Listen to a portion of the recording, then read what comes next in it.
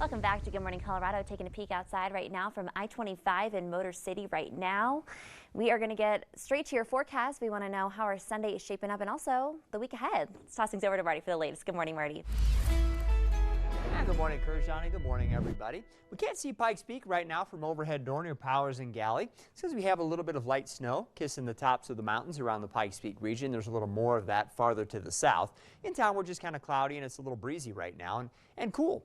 Most areas in eastern Colorado are reporting temperatures in the 20s. It's been a little bit colder for Springfield and Trinidad, where we have teens. It's 10 below zero in Leadville, so it could be worse. Alamosa right now is at 16, and thankfully we don't have the wind that we had yesterday in the forecast, but we're still going to have some. And I mentioned some of the snow as well. Futurecast showing most of that staying to the south and west of Pueblo today and generally confined to the higher mountain areas, though we could get just a little bit along the I-25 corridor too. Looks like that will continue off and on through the day over the southern parts of our coverage area into the afternoon.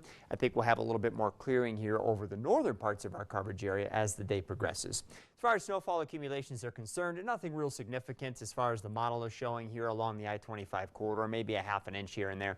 But once you get up here across some of the mountain areas, we could pick up maybe 2 to 4 inches of snow. That could make for some slick travel, perhaps over Levita Pass. That would be our probable area of concern today for those of you traveling and worried about snow.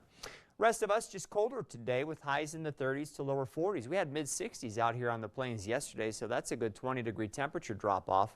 Again, the good news is the wind won't be nearly as strong as it was yesterday. The bad news is it won't be absent either, particularly here at low elevations in the Pikes Peak region. And this morning, I think we'll have wind speeds of maybe between about 10 and 20 miles an hour at times. And with temperatures this cool and some shade out there as well, that's going to feel pretty strong, even if it's not nearly as strong as it was yesterday. So bundle up and prepare for that. Maybe a few flurries around Teller County. We're already seeing a little bit of that over the top of Pikes Peak this morning. Mostly, though, it's just kind of a cold day for you with high temperatures only in the 20s. We'll hit the 30s to around 40 along the Arkansas River from Canyon City through Pueblo.